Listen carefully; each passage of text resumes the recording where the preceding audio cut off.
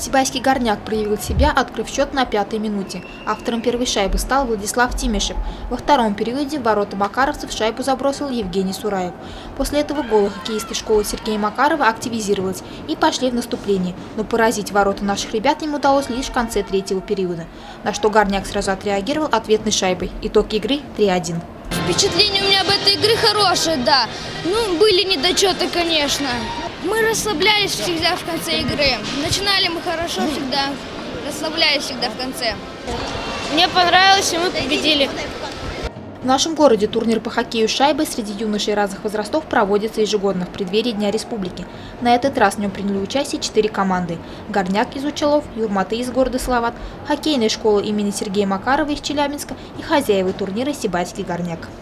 Игры шли, как говорится, кость в кость, но и победил сильнейший. Я, в принципе, что задумывал на этой игре, я сейчас уже посмотрел ребят, уже, конечно, есть еще много над чем работать.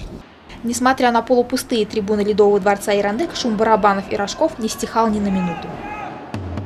Наш Сибайский горняк молодцы, очень хорошая команда, я всегда за них болею. 3 игры подряд выиграли, вот сейчас, если выигрываем, получается 4-я игра, мы абсолютные победители. Но это ничего не значит, в принципе, и остальные команды сильные, потому что приехали хорошо. Спасибо всем. Вот я хочу желать молодежи нашей, если можно, побольше активности, побольше, вот, чтобы приходили, болели. Стадион полупустой, вот трибуны пустые, бесплатный вход. Почему бы не прийти? Суббота, воскресенье, свободные люди, пожалуйста, приходите, поболейте. Вот, активности молодежи охота, вот это пожалуйста. Играют ребята супер, вообще классно, классно играют. Игрой доволен вообще. Вчера 2 игры выиграли, Сегодня играем за первое место, второе место. Ребята вообще играют супер вообще. Все приходите, болейте за хоккей. В Сибае очень слабо болеют за хоккей.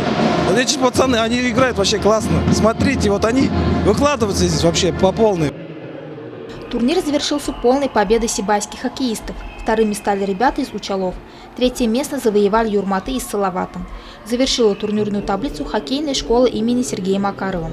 Через месяц наши хоккеисты примут участие в первенстве России. Им предстоят встречи с уже известными командами, такими как Омский «Авангард», Югра Ханты-Мансийск, Борис из Астаны и Сигнал из города Челябинск. В минувшие выходные свой любительский хоккейный сезон открыли и взрослые команды. Вечерняя встреча Сибайского горняка и Белых акул из Магнитогорска закончилась победой хозяев льда со счетом 4-3. Также товарищескую встречу провели юноши горняка 2007 года рождения с командой из города Орск.